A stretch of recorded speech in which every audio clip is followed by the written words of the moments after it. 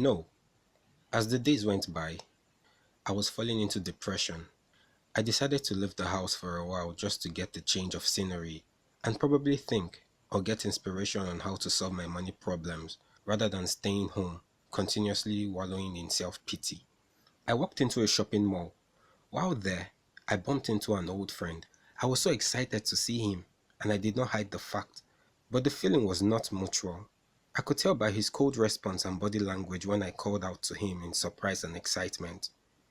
Oh well, maybe I'm wrong. Thing is, prior to this meeting, I've been trying to reach him on the phone, but never got through. After so many tries, I gave up. So imagine my surprise and excitement when I saw him. Anyway, I ignored the cold vibe I got from him and made small banter. I told him how glad I was to see him and how I had been trying to reach him but gave up when he was unreachable for a long time. I asked about his welfare and just tried to catch up on all that has been going on with him generally, but his responses were monosyllabic, cold, and had no content. At some point, I noticed he was not paying attention to anything I was saying, but kept responding with ums and ahs, just so to look like he was with me. I ignored that and carried on, talking like an excited child. At this point, I was just making conversation because it was getting embarrassing and awkward for me. He kept on looking at his watch. I took that as my cue to part ways before it became too awkward to bear. I was annoyed but kept calm and acted like everything was fine. I initiated the goodbye, then asked for a number I could reach him on. To my utmost shock and dismay, he said, "Look, as much as I'd love to give you my number, it's not a good idea because it will be of no use to you. I'm a very busy man and certainly will not have time for trivial and inconsequential communication that will not add any value to my life. If you have anything important to discuss, call my personal assistant. He will pass the message to me." I was stunned. I was totally in shock for a few seconds. I could not hear anything going on around me. It felt like what you see in the movies, when things go in slow motion. What the hell?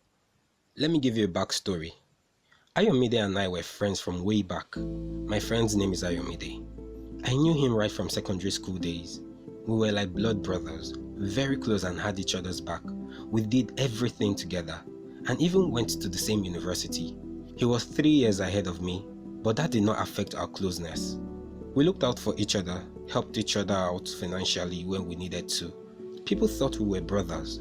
We trusted each other 100%. He left the university when I was in my second year and went for the National Youth Service Corps mission. Those were good times. We spoke about the future, his plans and steps to building a good life for himself. I had no doubt that he would be successful because if there was one smart person I knew, it was Ayomide. I trusted in his ability to make it great in life. But alas, life had a rude shock for both of us. After NYSC, the search for a job commenced. 1 month turned to 2 months, 2 into 6, and 6 months became a year. Ayomide gradually became withdrawn and sad. He ran out of money. I did all I could do to support him, even though I was a student. He would do the same for me if I were in his shoes, or so I believed.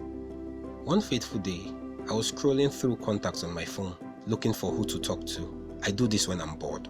I came across the number of one of my older friends and rang him. We spoke for a long time and it was a good conversation. Before the call ended, he said, "I hope you're done with school now. There is a job vacancy which I think you would do well in if you got it.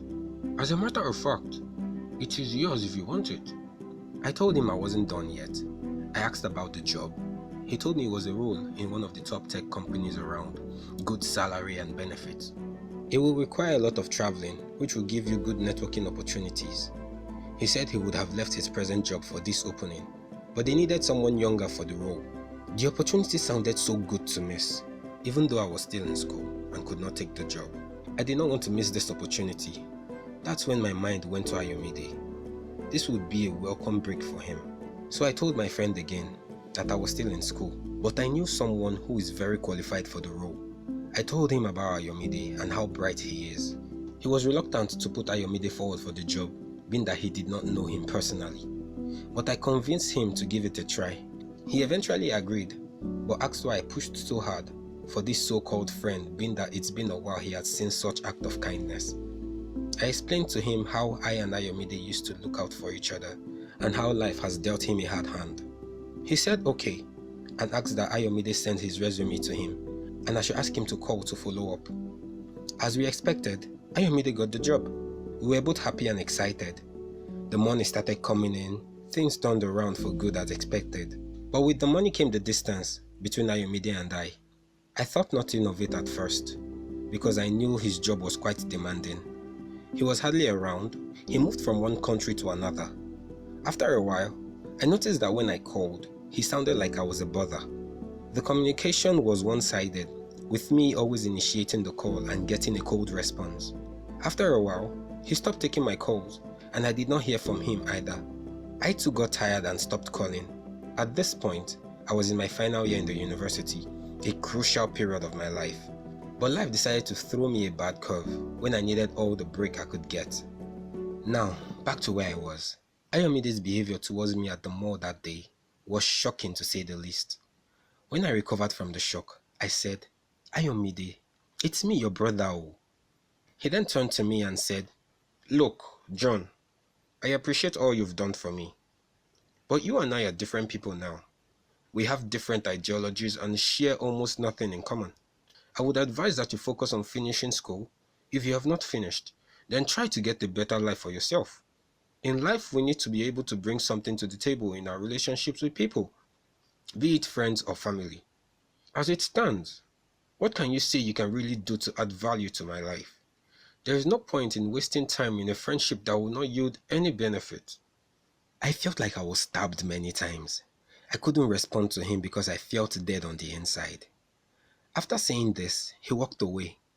I stood there for almost an hour, trying to process what had just happened.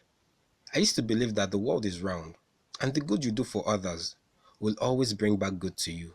But I was wrong. I was so wrong.